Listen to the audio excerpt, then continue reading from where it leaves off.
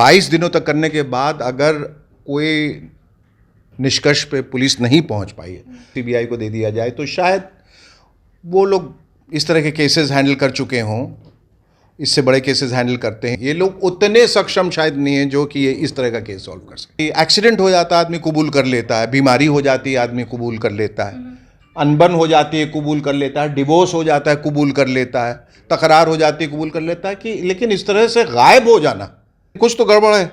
कुछ तो गड़बड़ इस वजह से है कि अगर वो उन्होंने कहा कि मैं अपनी गाड़ी लेके जा रहा हूँ, नहीं लेके जा रहा हूँ, पार्क करके जा रहा हूँ, तो फिर वो अपनी गाड़ी क्यों ले गए? अगर वो ऑफिशियल गाड़ी में जाते तो फिर अपनी गाड़ी क्यों ले गए? और अपनी गाड़ी ले गए तो आखिरी जो बात हुई फिर भी उन्होंने नहीं बताया कि मैं अपनी गाड़ी लेके आया हूँ। और गाड़ी जहाँ से मिली तो उसका रुख जो है वो पटना की तरफ था। किसी ने तो देखा होगा कोई लीड पानी में गिरे तो कहाँ बह गए। अब तो मानसून भी नहीं है कि प्रवाह इतने तेज है कि वो बह के बॉडी निकल गई, या कोई जानवर इतना भूखा था कि वो 2 घंटे में सब खा गया। पुलिस को जब गाड़ी मिली तो फोरेंसिक एग्जामिनेशन के लिए एनालिसिस के तुरंत क्यों नहीं भेजा? गाड़ी को छोड़ दिया, गाड़ी घर आ गई। पुलिस ने इतनी लापरवाही क्यों दिखाई? देख रहे हैं लाइव बिहार में आपके साथ रूपम। एनएमसीएच के डॉक्टर संजय रहस्यमय तरीके से लापता हो गए हैं। करीबन 22 दिन अब होने को है, लेकिन अभी तक उनका कोई भी सुराग नहीं मिल पाया है। सरकार लगी हुई है, यहाँ तक कि सरकार ने इनाम भी घोषित कर दिया है कि जो भी उन्हें लेकर आएगा उन्हें 2 लाख का इनाम भी दिया जाएगा। हर लोग इस पहलू को देखने में लगे हुए हैं। परिवार वाले अलग खोजबीन कर रहे हैं, प्रशासन अलग खोजबीन कर रही है। और इसी मामले में आज शेखर सुमन, जो कि इनके संबंधी भी हैं, वो यहाँ पर मौजूद है। यहाँ पर मुंबई से यहाँ पटना आए हैं और इसी मुद्दे पर बात करने के लिए। शेखर सुमन जी, आपने सीबीआई की मांग की है, क्या आपको यहाँ भट्टी साहब की जो पुलिस है, क्या उन पर भरोसा नहीं है? नहीं, बिल्कुल भरोसा है। मैं किसी पे कोई प्रश्न चिन्ह नहीं लगा रहा हूँ या उठा रहा हूँ या किसी पे सवाल कर रहा हूँ, कोई शक नहीं। वो सवाल यह है कि अब कितने दिनों तक हम इंतज़ार करेंगे। तो 22 दिनों तक करने के बाद अगर कोई निष्कर्ष पे पुलिस नहीं पहुंच पाई है, तो मेरा सिर्फ ये निवेदन है, एक सुझाव है कि अगर इसको सीबीआई को दे दिया जाए तो शायद वो लोग इस तरह के केसेस हैंडल कर चुके हों, इससे बड़े केसेस हैंडल करते हैं, इससे ज़्यादा उलझे हुए केसेस, इससे ज़्यादा डिफ़िकल्ट केसेस हैंडल करते हो। शायद जैसा कहते हैं 1 से भले 2, अगर उनकी मदद मिल जाए तो ये हो जाए।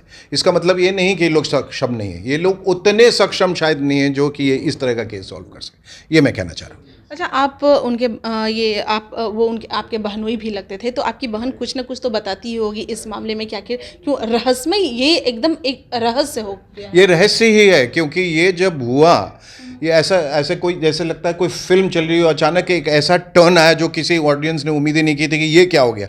ऐसा होता है ना। और कोई भी बात हो जाती, एक्सीडेंट हो जाता है आदमी कबूल कर लेता है, बीमारी हो जाती है आदमी कबूल कर लेता है, अनबन हो जाती है कबूल कर लेता है, डिवोर्स हो जाता है कबूल कर लेता है, तकरार हो जाती है कबूल कर लेता है कि लेकिन इस तरह से गायब हो जाना, ये कबूल करने के लिए बात ही नहीं थी। कि एक ज़िंदगी मिडिल क्लास की जो सुचारू रूप से अच्छे तरीके से चल रही थी, पद प्रतिष्ठा मान सम्मान सब कुछ सबके पास, भाई बहन बेटा बेटी पति पत्नी सब लोग अच्छा कर रहे हैं, तो फिर ऐसी क्या वजह हुई कि इस तरह से वो गायब हो गए? और कहाँ चले गए, क्यों चले गए? प्रोफेशनल रीजंस भी ढूंढा गया, पर्सनल रीजंस को भी खंगाला गया, लेकिन कोई लीड ही नहीं मिल रही। हमने यहाँ तक भी सोचा कि अब 35 साल की शादी के बाद एक्स्ट्रा मैरिटल अफेयर था कोई कुछ, जिस वजह से ये सब हो रहा था, उसकी कोई वजह नहीं मिली। अनलेस कि वो इतने सीक्रेटिव थे कि उन्होंने सारा कुछ इतना संभाल के रखा था, किसी को पता नहीं लगा। ये भी तो सामने आ रहा है कि वो कहीं जाते थे जो एग्जाम के पर्पस से, लेकिन वो होता भी नहीं था एग्जाम वहाँ पर। ऐसा निकल के आ रहा है, ऐसी बात निकल के आई है कि कई जगह वो जहाँ उनको नहीं जाना था वो कह के गए कि हम जा रहे हैं, और हो सकता है कहीं और चले गए हों, जाहिर है। लेकिन एक जगह हेल्थ डिपार्टमेंट ने कहा कि उनको नहीं जाना था और हमने तो उनको भेजा नहीं था, लेकिन वो वहाँ गए थे, उसका एक कागज़ मिला है। तो वहाँ भी डिस्क्रिपेंसी, यही बात ही नहीं समझ में आ रही। लेकिन कुछ तो गड़बड़ है। कुछ तो गड़बड़ इस वजह से है कि अगर वो उन्होंने कहा कि मैं अपनी गाड़ी लेके जा रहा हूँ, नहीं लेके जा रहा हूँ, पार्क करके जा रहा हूँ, तो फिर वो अपनी गाड़ी क्यों ले गए? अगर वो ऑफिशियल गाड़ी में जाते तो फिर अपनी गाड़ी क्यों ले गए? और अपनी गाड़ी ले गए तो आखिरी जो बात हुई फिर भी उन्होंने नहीं बताया कि मैं अपनी गाड़ी लेके आया हूँ। और गाड़ी जहाँ से मिली तो उसका रुख जो है वो पटना की तरफ था। वो ऐसा क्यों किया उन्होंने? लेकिन सवाल ये है कि जो भी हुआ उसकी कोई रिकॉर्डिंग, उसका कोई फुटेज नहीं है। जहां पर एक पुलिस चौकी है, जहां पर डिवाइडर खत्म होता है, जहां से उन्होंने यू टर्न लिया और गाड़ी, वहां भी सीसीटीवी कैमरा नहीं है। तो कैसे पता करेंगे आप वो कहां गए, क्या हुआ? चलिए ये मान लेते हैं कि सीसीटीवी कैमरा नहीं है, लेकिन आगे कहीं तो होगा, कुछ तो होगा, किसी ने तो देखा होगा, कोई लीड। पानी में गिरे तो कहां बह गए? अब तो मानसून भी नहीं है कि प्रवाह इतने तेज है कि वो बह के बॉडी निकल गई, या कोई जानवर इतना भूखा था कि वो 2 घंटे में सब खा गया। ऐसा क्या हुआ? मतलब ऐसी क्या वजह थी?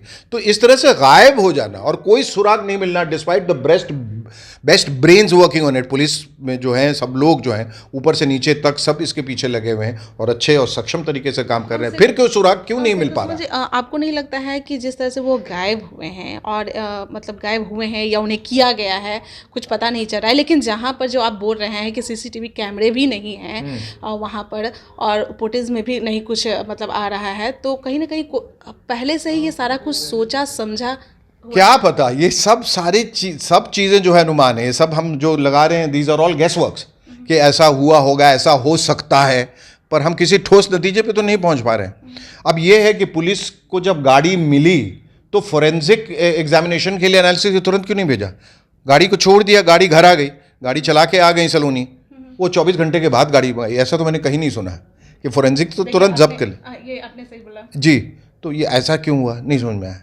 पुलिस ने इतनी लापरवाही क्यों दिखाई? तो कई सारे ऐसे सवाल हैं, लेकिन हम इनके ऑनेस्टी पे, इंटेग्रिटी पे या इनके कॉम्पिटेंस पे सबको ऐसा लग रहा है कि ये लोग अच्छे से काम कर रहे हैं और ऊपर से भी काफ़ी प्रेशर था, दबाव था। ये कोई ऑर्डिनरी केस नहीं है, एक अच्छे पद पे थे, बड़े डॉक्टर थे, ऐसे नहीं कोई आम आदमी। हालांकि आम आदमी हो तो भी इतनी तवज्जो देनी चाहिए, मुझे ऐसा लगता है, लेकिन इतना सब कुछ होने के बावजूद भी इतना कुछ खंगाला गया, इतने हर दृष्टि से इसको सोचा गया, समझा गया, मतलब कहीं से कोई एक हल्की सी भी लीड कि अच्छा ऐसा पॉसिबल है, ये भी नहीं कह सकते कि ये पॉसिबल है। आपकी बहन क्या कहती है? कुछ नहीं कहती, अब क्या कहेंगी? बहन तो यही कहती है कि वो आएंगे, वो जिंदा है, उनको यही उम्मीद है। आपको यहाँ की सरकार से क्या उम्मीद है? उम्मीद है कि वो इस दिशा में हमारी मदद करते रहेंगे जब तक कि आपने बात करने की कोशिश?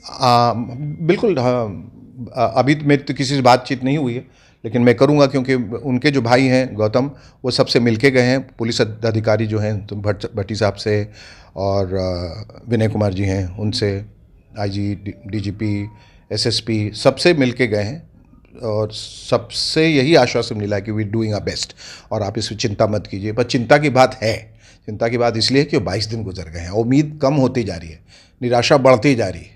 सीबीआई की जो आप मांग कर रहे हैं, कब से जांच करने की आप कह रहे हैं? जी, सीबीआई की जो आप मांग कर रहे हैं, तो कब से आपको लगता है कि उसकी जांच होनी चाहिए?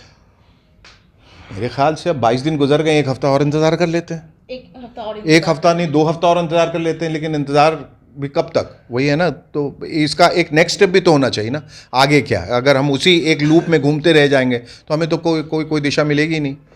जी, बहुत बहुत धन्यवाद। तो शेखर सुमन जी हमारे साथ जुड़े हुए थे और जैसा कि यह कह रहे हैं कि 22 दिन हो गया है, अब इंतज़ार कब तक? अब 1 सप्ताह का और ज़्यादा से ज़्यादा इंतज़ार करेंगे और फिर सीबीआई की ये मांग करेंगे। चलिए अभी के लिए इतना ही, आप बने रहे लाइव बिहार के साथ। धन्यवाद। लाइव बिहार यूट्यूब पर सब्सक्राइब और फेसबुक पर लाइक जरूर करें।